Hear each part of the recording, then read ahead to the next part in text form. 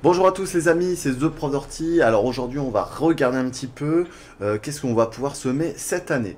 Alors j'ai fait un petit point là sur quelques graines que j'ai pu récolter, d'accord? On va regarder ça ensemble et puis on va essayer d'en parler un petit peu. Je vous rappelle pas l'intérêt de garder ces semences, hein, d'accord?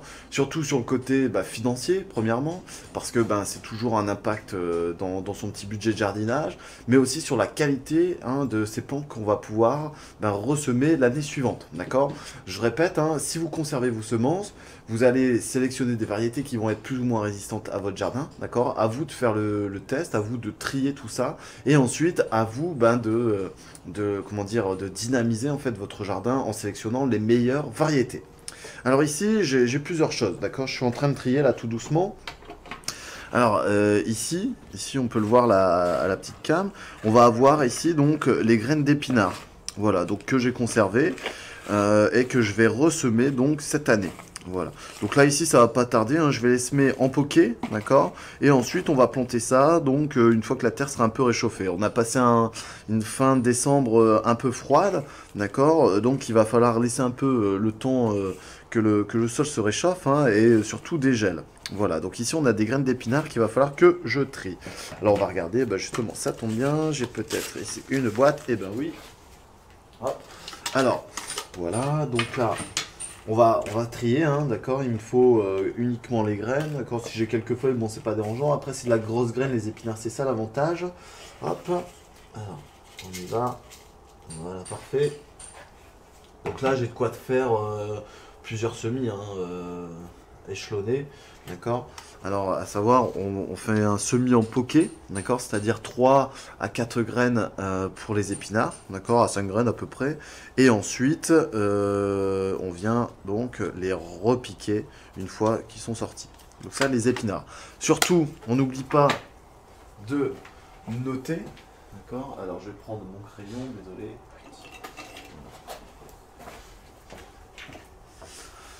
Alors surtout, on n'oublie pas de noter la variété et l'année, d'accord? Alors la variété ici, non, je m'en souviens plus, je crois que c'était les Green Catios, mais c'est pas grave pour ici, donc épinard. Voilà, et la date surtout, donc c'est de 2016. Voilà. Voilà, donc ça je sais que je vais devoir les traiter assez rapidement, donc les épinards. Ensuite, on va regarder un petit peu, donc là j'ai des graines qu'on me donne, ça c'est sympa. Voilà, alors ici, là par contre, ça c'est une chicorée que j'ai conservée, d'accord.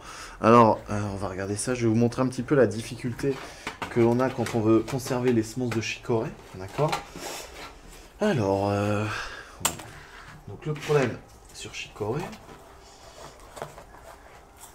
voilà, c'est que, en fait, ça nous fait des petites grappes de graines, d'accord. Donc là, j'ai des graines un peu partout, et là, ici, j'en ai là, ah, mince, j'en ai fait tomber un petit peu. Voilà, toutes les graines elles sont là. C'est ça là, les graines de chicorée. Vous voyez. Alors c'est assez petit. Putain, on va essayer d'en prendre une pour que je puisse vous montrer. Hop. Voilà, alors où est ma main? Elle est là. Ah pardon. Hop. Voilà, vous voyez ici, donc c'est la petite graine de chicorée. Et c'est cette graine là qu'il va falloir sélectionner. D'accord.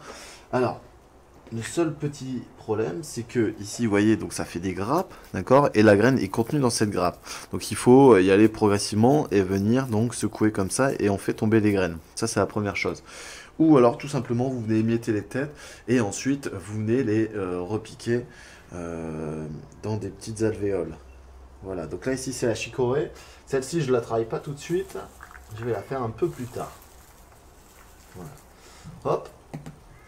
Donc là, alors on fait attention à surtout bien nettoyer son plan de travail parce que sinon on va faire des mélanges de graines. Bon après on s'en aperçoit relativement vite mais voilà, ça peut être problématique.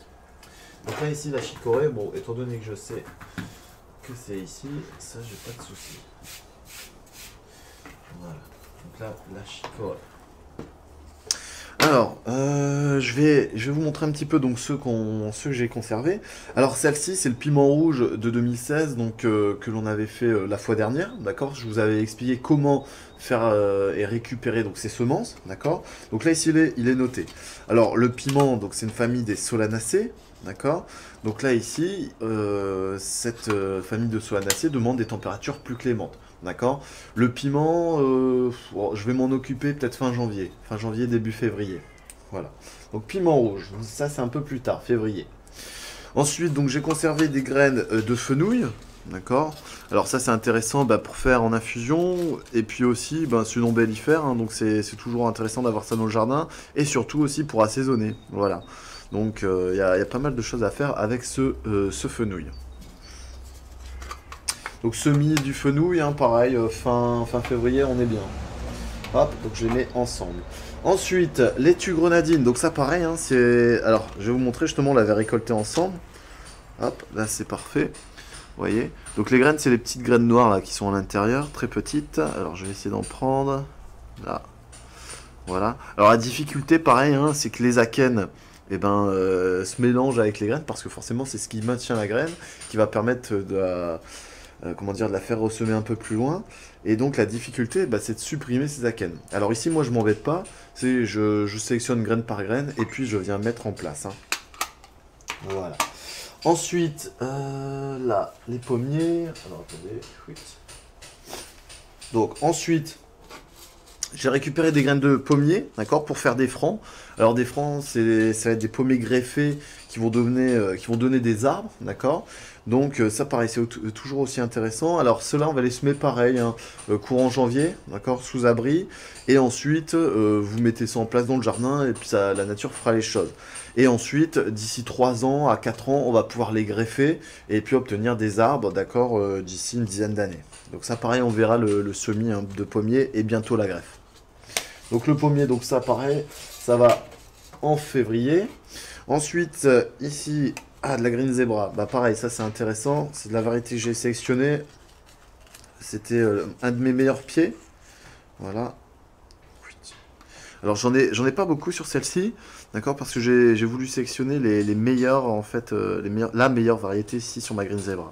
Donc celle-ci, c'est une petite tomate jaune-vert, d'accord, très sucrée et qui est semi-précoce, d'accord, c'est-à-dire elle va fructifier à 75 jours à peu près. Voilà, donc la Green Zebra. Donc ça pareil, c'est des semis qu'on va faire très tôt, parce que donc si on compte 75 jours...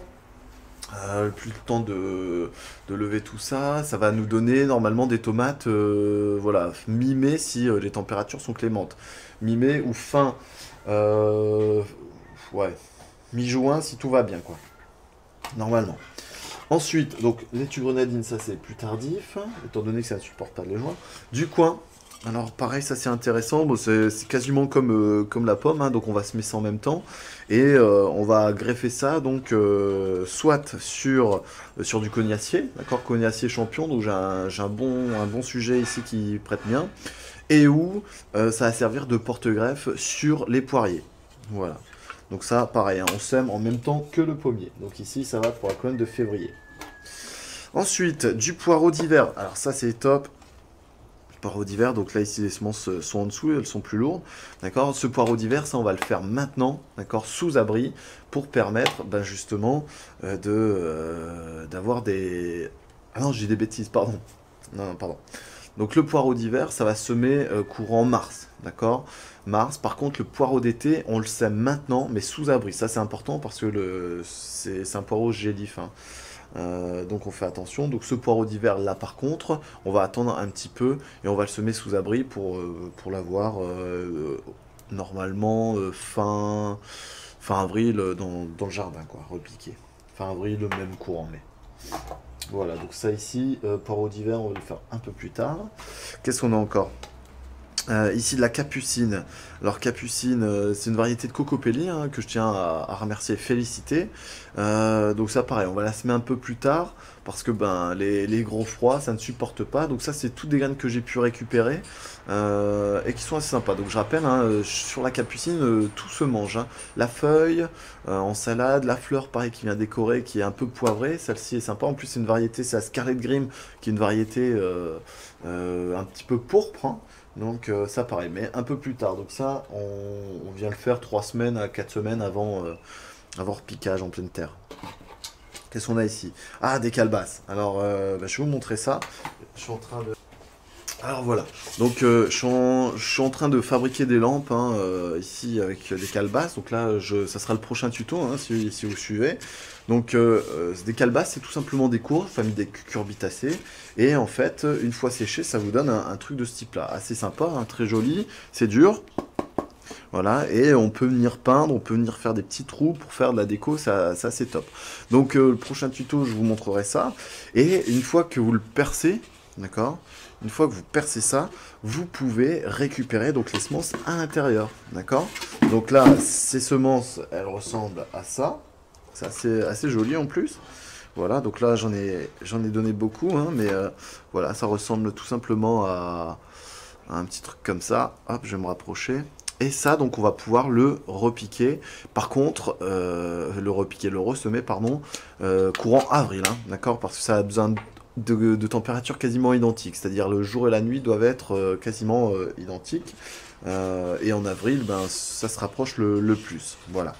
Donc une fois ça semé, d'accord, on va laisser développer. Il faut surtout pas lisser ces cucurbitacées, d'accord, parce que ça a besoin de pendre et c'est en pendant que ça développe des formes comme ça. Voilà, donc ici c'est une courge allongée. Je vais vous montrer notre calebasse. Voilà, ici une petite calebasse non travaillée. Écoutez bien. Et les graines sont à l'intérieur. Donc là ici on peut faire des instruments brésiliens, on peut faire un belimba, on peut faire pareil une lampe, hein, ça va me servir ici d'autres supports. Et vous travaillez ça facilement quoi.